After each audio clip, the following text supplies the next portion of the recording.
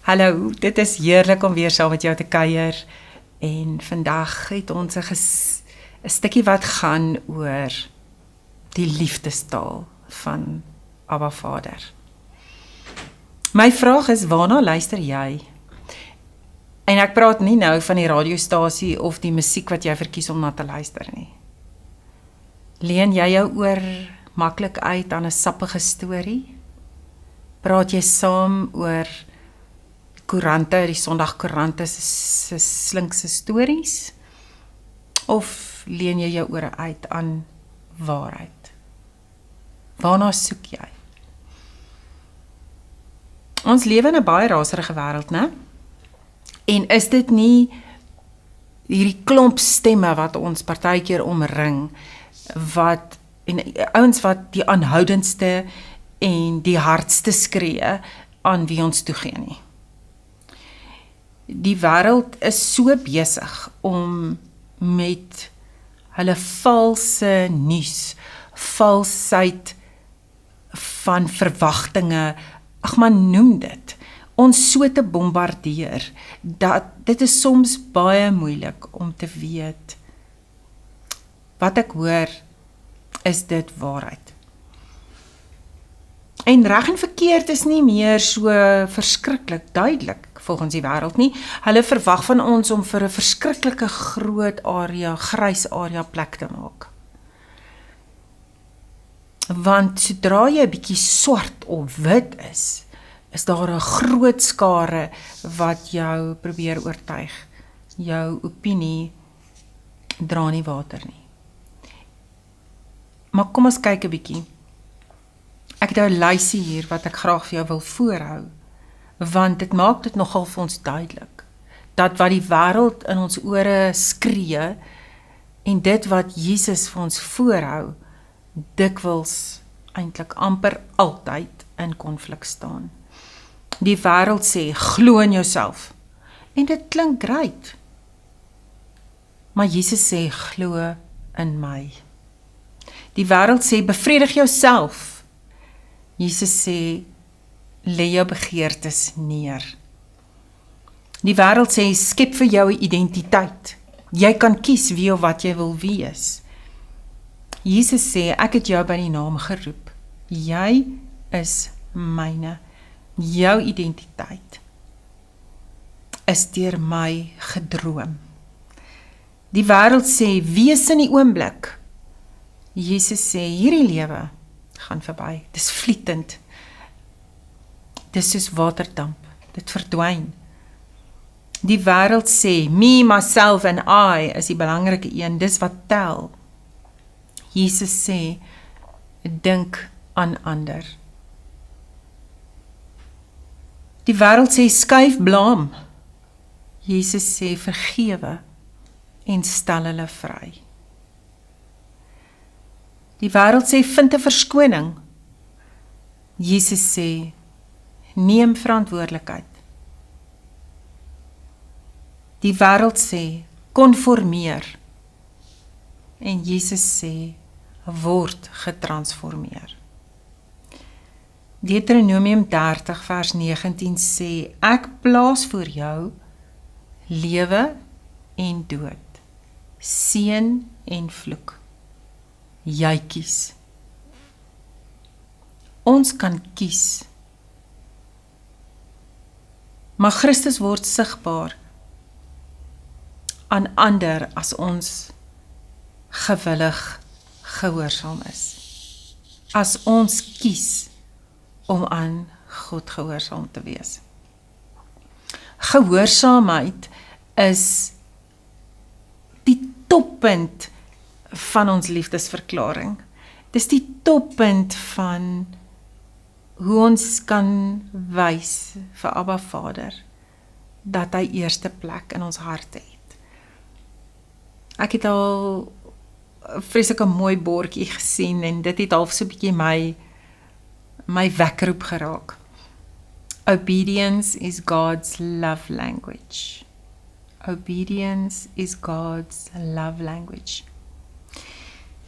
Die Hebreëse woord vir gehoorsaamheid is die woord Shema. En Shema beteken om te hoor, te luister en te doen.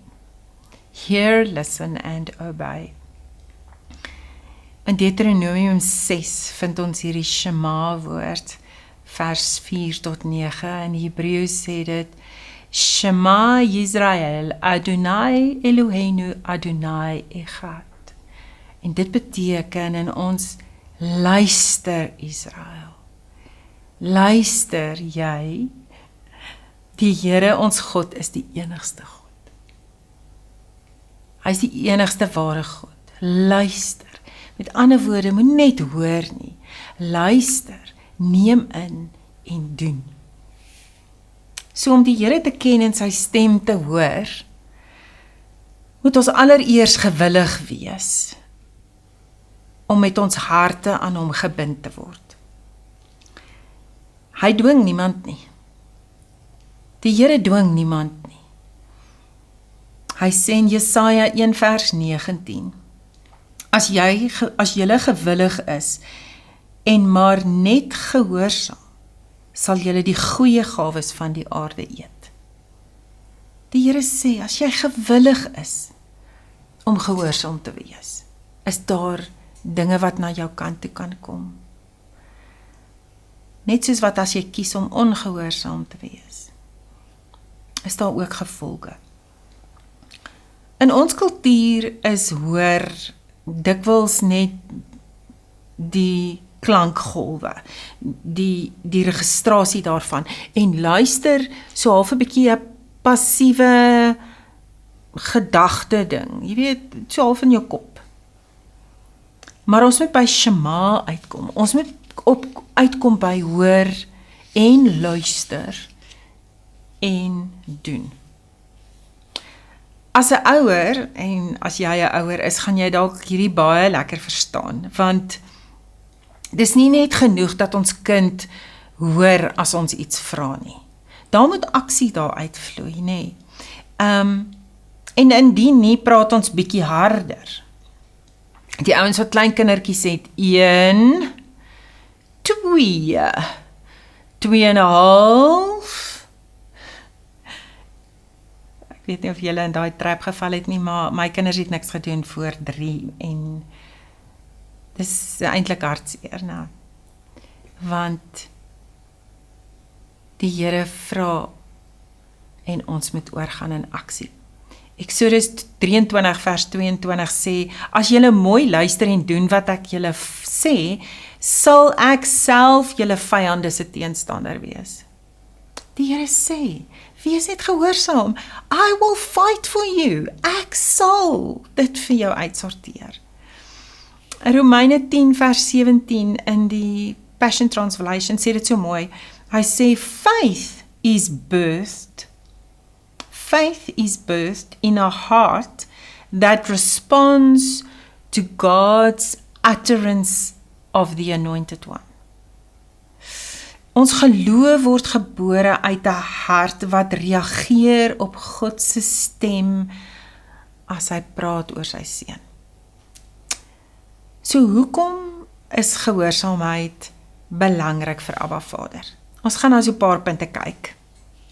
Ek dink is so 5 of 6. Kom ons kyk. Gehoorsaamheid, nommer 1, is liefde. Jesus was vir ons hier die perfekte voorbeeld. Hy sê, Here, nie, Abba Vader, nie my wil nie, maar U wil. Toe Jesus in die tuin van Getsemane gebid en gesmeek het, sê hy, maar nie my wil nie, U wil. Hy was gehoorsaam. Johannes 14 vers 15 sê Jesus, as julle my lief het, sal julle my opdragte gehoorsaam. En die Passion Translation sê, loving me empowers you to obey my commands. So uit liefde word ons bekragtig om te doen wat hy ons vra. Nommer 2, gehoorsaamheid is 'n daad van aanbidding. Dis nie dade vir verdienste nie. Ons aanbidding is wanneer ons dade hier uit dankbaarheid vloei. Romeine 12 vers 1 sê, gee jouself as 'n lewende en heilige offer. Met ander woorde, gee jou lewe en jouself op, want dit is aanbidding. Dit is gehoorsaamheid. Want gehoorsaamheid nommer 3 lei tot seën. Gehoorsaamheid lei tot seën. Genesis 22 vers 18 sê God vir Abraham: Omdat jy gehoorsaam was, sal die hele wêreld geseënd wees deur jou. Die hele wêreld was geseënd deur Abraham se gehoorsaamheid. In Lukas 11 vers 28 sê Jesus: Meer geseënd is almal wat die woord van God hoor en uitleef. Ek dink Jakobus sê, word daders van die woord. So wanneer die woord tot ons kom en dit begin uitvloei, ons begin die hande en voete van Jesus word. Gehoorsaamheid nommer 4 is 'n bewys van geloof. As ons glo wie God is, dan vloei gehoorsaamheid, of dan is gehoorsaamheid deel daarvan. 1 Johannes 2 vers 3, 1 Johannes 2 vers 3 sê, wie sy woord gehoorsaam, in so 'n persoon lewe, het die liefde vir God regtig sy doel bereik. So, wie sy woord gehoorsaam, in so 'n persoon het regtig die liefde van God sy doel bereik. Nommer 5, gehoorsaamheid is beter as offers en rituele. In die Ou Testament het Samuel hierdie woorde geuiter en hy het gesê, obedience is better than offers and rituals. Want as ons gehoorsaam is, dis beter as om iets in skyn te probeer doen. Die Here sê, ag, wees maar net gehoorsaam. Los hierdie ander goed waarmee jy my probeer beïndruk. Die 16, want ongehoorsaamheid lei tot sonde en dood. Romeine 5 vers 19. Adam was ongehoorsaam en het baie mense dan sondaars geword. Maar Jesus was gehoorsaam, waardeur ons geregverdig word. Nou soos ons getransformeer word deur die werking van die Heilige Gees, loop ons hierdie pad van heiligmaking, van geestelike groei. Dit gebeur nie net oornag nie. Dit laat ons groei. Gaan lees gerus Psalm 119 vers 1 tot 8, maar vers 9 sê, hoe kan die jong mens sy lewe skoon hou? Deur dit te hou na die woord. Ek wil gehoorsaam wees met my hele hart. So hierdie gehoorsaamheid kom nie oornag nie, maar die vreugde wat gehoorsaamheid bring, beteken dat ons lewe in oorgawe, en omdat ons in oorgawe lewe, kan God ons gebruik, en omdat die Here ons gebruik, word ons 'n seën verander, en omdat ons 'n seën verander is, brei liefde uit. En dan het ons weer vreugde, en so word hierdie liefdeskringloop uitgebrei. Want in die gehoorsaamheid en in die doen wat Abba van ons vra, word ons lewe vir hom 'n loflied. En ek dink so dikwels is ons so vasgevang in ons omstandighede. Ons dink ons omstandighede is 'n bewys van God se liefde of die afwesigheid daarvan. En dis moeilik om gehoorsaam te wees wanneer ons omstandighede nie ideaal is nie. Ek besef dit. Maar hy sê, vertrou my in alles, want ek is vir jou lief. En ons omstandighede is nie 'n bewys dat hy ons meer of minder lief het nie. Dis 'n geleentheid waar ons gehoorsaamheid ons nader aan God kan bring. En dan maak ons omstandighede byna nie saak nie, want ons oë is gerig op die ja daarbo. Mag dit regtig met jou goed gaan en mag jy jouself uitdaag om te vra, wat wil die Here hê moet ek in hierdie situasie doen? Want my gehoorsaamheid is vir hom 'n lofoffer. Laat dit met jou goed gaan, tot volgende keer.